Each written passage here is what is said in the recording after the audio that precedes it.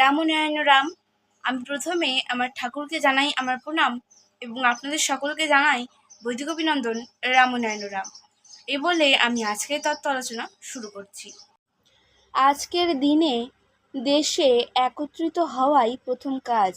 জাতিভেদ নীতিভেদ যাতে না থাকে তার চেষ্টা করছি, কিন্তু ধাক্কা খাচ্ছি। আমাদের দেশ ধর্মের দেশ, বিশ্বের সমস্ত জাতিরই এক নীতি। আমাদের যে ধর্মশাস্ত্র আছে তা সবার জন্য, আমাদের যে নীতি আছে তা সবার জন্য। আমাদের ধর্ম হবে সমস্ত জাতির। জগতের সবাই আমরা এক মাটির ওপর দাঁড়িয়ে আছি, ভেদাভেদ থাকবে না। কতকগুলি স্বার্থদেশী সম্প্রদায় তাদের নিজেদের স্বার্থের জন্য এই মারামারি, বিভ্রাট ও দলাদলি করছে। আমি রাজনীতিক হিসেবে বলছি না, কারণ নিন্দা বা অপবাদ করতে আসিনি। এমন একটা দেশে দাঁড়িয়েছি, না খেয়ে মরছি, ক্ষতি নেই, মুখে বললেই হাজত বাস। তেল ও ঘি এক হয়ে গেছে, বহু লোক না খেয়ে মরছে, তাতে ক্ষতি নেই, ক্ষতি হয় বলতে গেলেই। এই ধর্মক্ষেত্রে, পৃথিবী ক্ষেত্রে সবাইকে সমান করে ভাগ করে যে দেওয়া, এটাই ধর্ম। আমরা পৃথিবীর স্তন পান করছি, অভাব সৃষ্টি করেছি নিজেদের স্বার্থের জন্য। আমরা চাই সেই দিকে একটা বিপ্লব আনবার। মারামারির বিপ্লব নয়, যাতে সবার কল্যাণ হয়, জাতির কল্যাণ হয়, তার বিপ্লব। এত অভাব হাহাকার এর সৃষ্টি করেছি নিজেরাই। ব্রিটিশ এরকম করত, আজও তা করছে নিজেদের আত্মীয় স্বজনের সুবিধার জন্য। হঠাৎ একদিন পুলিশ এসে হাজির, না জিজ্ঞাসা করে, চিন্তা না করে। মনে করলাম নিগ্রো বুঝি এসেছে, পরে দেখি বাঙালি ভাই। তার কিছুদিন আগে যুদ্ধের ফান্ডে পিসি সেনের হাতে টাকা দিয়ে এসেছি। এর আগে বাসুদেব ব্যানার্জি 25 থেকে 30,000 টাকা খেয়ে আমাকে বোমা নিয়ে মারতে এসেছিল। শৈলবালার ছেলেদের সঙ্গে যোগাযোগ ছিল, ধরা পড়ে যাওয়ায় সব বলেছে। আমাকে শাস্তি দিন, তবে 80 থেকে 90 লক্ষ লোকের ওপর তো আছি। তাকে একবার অন্তত জিজ্ঞাসা করতে পারতো। ফটো আনন্দবাজার যুগান্তর কাগজে দেখলাম, বললাম ধন্যবাদ আনন্দবাজার, ধন্যবাদ যুগান্তর পত্রিকা। দুঃখ এটাই যে আমারই ভাই, তারা যদি একবার জিজ্ঞাসা করতো। আমি গুরু সাজতে আসিনি, মহান সাজতে আসিনি। ক্ষমতার ব্যবহার এইভাবে করলো তাই দুঃখের। শুধু একবার বললাম, জিজ্ঞাসা করলেন না। বলে নেতাজি কোথায় আছে বলুন। নেতাজির সই করা কাগজ পেয়েছে। নেতাজি তো শত্রু নন, আসলে দেশের মঙ্গল হবে। আমি এইটুকু জানি বলেই এই প্যারাসিনি। দুটো কেস দুটো কোর্টে, তা হোক, আমি চাই নেতাজি আসুক। নেতাজি 406 ধারার কেসে পড়েছিল, তার লক্ষ টাকা খরচ হয়েছিল। আমি গিয়ে মীমাংসা করে দিয়ে এলাম। লালবাজারে বলে নেতাজির সই করা কাগজ 2, 3, 4 বছর আগেকার। কোথায় পেলেন? নেতাজি যতক্ষণ পর্যন্ত না আসছে বা আনতে না পারবো, আমি কিছু বলে বিভ্রান্ত করতে চাই না। ধারণা বলার অধিকার সবারই আছে। আমার 90 লক্ষ লোকের সঙ্গে মিশে যে ধারণা হয়েছে, তাতে 98% তিনি আছেন। আবার আর একজন আছেন, সে আবার কে? তিনি নন বেঙ্গলি, হিটলারও থাকতে পারেন।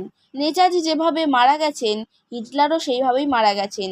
আমাকে জিজ্ঞাসা করাতে আমি আমার ধারণার কথা বলেছি। তবে আজকের দেশের বর্তমান পরিস্থিতিতে নেতাজির দরকার। কিছুদিন আগে এই বিষয় নিয়ে আমিও চিন্তা করেছি। কাজের মাধ্যমে চিন্তা করতে ভালোবাসি। আজ দেশ নেতাবিহীন, আজ নেতার দরকার।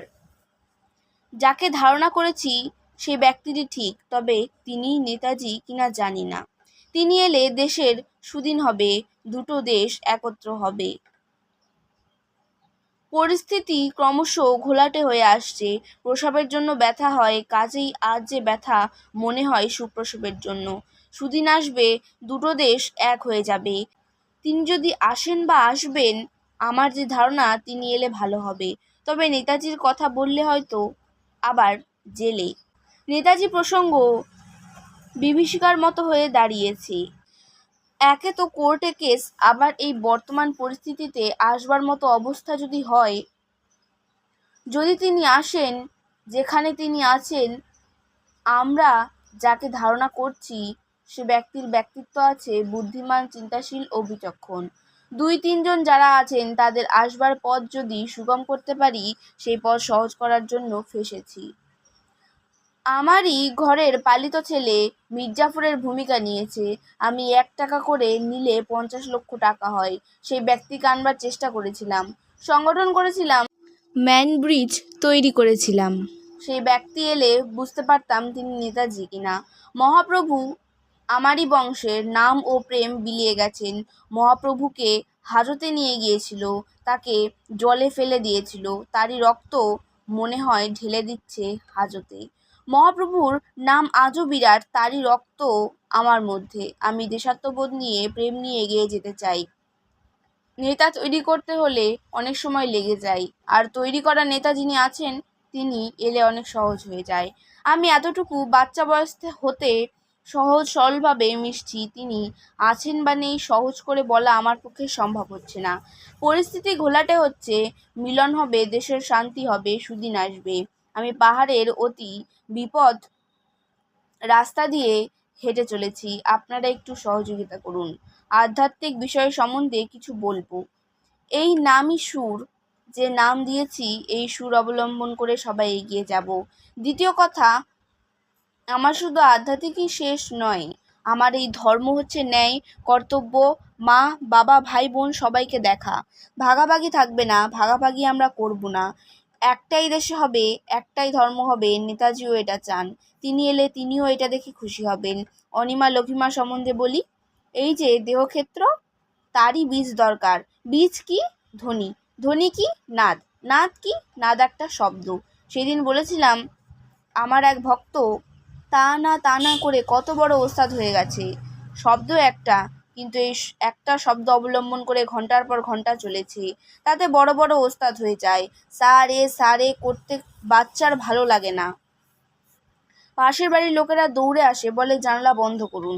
তারপর সেই ছেলে যখন ওস্তাদ হয়ে আসে তখন নিমন্ত্রণ করে বলে, আসুন একটা গান করুন। ওই সা রে করেই তখন কাঁদিয়ে দিল। বাচ্চা বয়সে কি জানতো এই সা রে এর ভেতর এত কিছু আছে। এই দেহযন্ত্র, এরও সারেগামা আছে। মূলাধার, স্বাধিষ্ঠান, মণিপুর, অনাহত, বিশুদ্ধা, আগ্রা ও সহস্রার। ওই সা এর মানে যখন বোঝনি, এই সা এটাও বুঝবার দরকার নাই। গুরু প্রদত্ত মন্ত্র। এই শব্দের ধ্বনি এই দেহক্ষেত্রে এমনই কার্যকারী হয় যাতে মূলাধার হতে সহস্রার পর্যন্ত 7টা চক্র, এর মূল গ্রন্থিতে আছে সর্প। সেই সর্প এই শব্দের সুরে ক্রমশ ক্রমশ সুষুম্না দিয়ে প্রস্ফুটিত হয়, সর্পবাসী সুরে নাচে। নাদ ও ধ্বনি, এই নাদের সুরে মূলাধার হতে কুলকুণ্ডলিনী প্রস্ফুটিত হয় সহস্রারে। সেই অবস্থায় হচ্ছে জ্ঞান, সেই অবস্থায় হচ্ছে আদি, সেই অবস্থায় হচ্ছে সুর। সেই সুর যখন জানা হয়ে যাবে তখন তোমার সঙ্গে সবার যোগাযোগ হবে। তখন ক্ষণে তুমি বায়ু হয়ে গেলে, ক্ষণে আগুন, ক্ষণে মাটি, কারণ মিশিয়ে দেবার গুণ তোমার ভেতর রয়েছে। আমি শিশু বয়স হতে দাঁড়ে দাঁড়ে ঘরে ঘরে এই বীজই বপন করছি। সেই খেতি আমি ভগবান হতে আসিনি, ডিপ্লোমা ডিগ্রি নিতে আসিনি।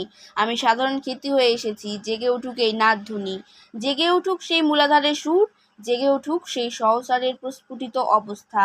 এক মন, দক্ষিণা ছাড়া কোনো দক্ষিণার প্রয়োজন হয় না। জীবের ভেতর মহাসুরের মহাধ্বনি জাগিয়ে দিতে চাই। সেই সুর নিয়ে আপনাদের কাছে এসেছি এবং আপনাদের সকলের মধ্যে যাতে জাগে তারই চেষ্টা করছি। আজকে তত্ত্ব আলোচনা আমি এখানে শেষ করছি। দেখা হচ্ছে পরের ভিডিওতে। ভালো থাকবেন, সুস্থ থাকবেন। রাম নারায়ণ রাম।